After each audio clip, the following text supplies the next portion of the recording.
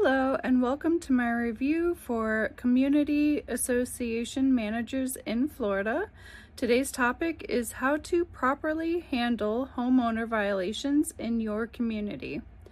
A violation is an action by a resident or a homeowner that goes against your community's governing documents, like the declaration, the bylaws, or rules and regulations.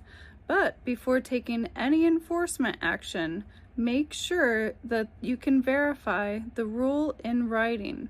If it's not in the governing docs, you can't enforce it. In Florida, community associations are governed by state law. This includes condos for Chapter 718, the Condominium Act, co-ops for Chapter 719, the Cooperative Act, and HOAs, Chapter 720, the Homeowners Association Act. Let's briefly review these regarding homeowner violations. So for condos, Chapter 718, the Condominium Act, common violations by unit owners include failure to pay assessments, that can be not paying monthly dues, special assessments, or fees. Unauthorized alterations, that's making changes to the unit or limited common elements without board approval. Violating pet restrictions, that could be keeping pets when prohibited or violating breed size and limits. Also, short-term rentals, renting units for periods shorter than allowed by the governing documents. Another common violation is a noise or nuisance complaint, creating disturbances that interfere with other residents' right to quiet enjoyment. Obstruction of common elements, storing personal items in the hallways or stairwells or other common areas, or failure to provide tenant information. Not submitting lease agreements or tenant contact details as required by the association. So for co-ops, Chapter 719, the Cooperative Act, common violations by shareholders, residents include non-payment of maintenance fees, failing to pay monthly charges or assessments, improper subletting or transfer, that's renting or transferring shares without board approval, violating house rules, disregarding community rules related to behavior, noise, or amenities, alterations without consent, modifying unit interiors or shared systems without proper approval, failure to maintain units, neglecting upkeep that affects neighboring units or shared systems. For HOAs, Chapter 720, the Homeowners Association Act, common violations by homeowners. That can be, again, failure to pay assessments or fine, not paying dues, special assessments, or board-imposed fines. Architectural violations, installing fences, additions, or exterior modifications without prior approval from the Architectural Review Board. Improper landscaping or maintenance, like overgrown lawns, dead trees, or failing to maintain the exterior appearance. Parking violations, parking on grass in prohibited areas or storing non-operational vehicles on the property. Operating a business, running a commercial enterprise in a residential zone when prohibited. Trash and debris, leaving garbage cans out past pickup day or storing junk in the yard. Pet violations, allowing pets to roam freely or failing to clean up after them. Creating a nuisance, excessive noise, disruptive guests, or other conduct disturbing neighbors. General homeowner violations, that applies to all communities. So harassments or threats towards board or staff, verbally or physically intimidating board members, CAMs, or neighbors.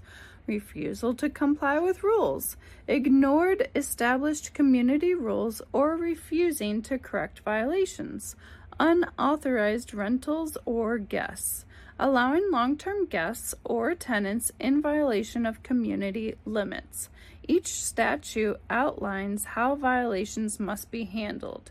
CAMs must know the difference and follow the correct procedures. Sending a violation notice is never fun, but it is something I'd like to review because unfortunately we will all have to send one out someday. Of course, you always want to start out with a courtesy notice that usually cures any issues prior to having to send out a violation, but if they don't comply with the compliance notice, then it's time to send out the violation. So here's an example. You'll want to take the date of observation, description of the issue, reference the specific rule that it's violated, and allow them time to fix the violation, usually 7 to 14 days, but check your rules, regulations, and bylaws to see how many days you are allowed to give them for violations. Okay, so let's walk through the full enforcement process for unresolved violations. You need to observe and document the violation. You need to take photos or videos. I definitely recommend doing date and time stamped photos. That way there's no confusion on the date, the time, the details. It's all in the photos for you.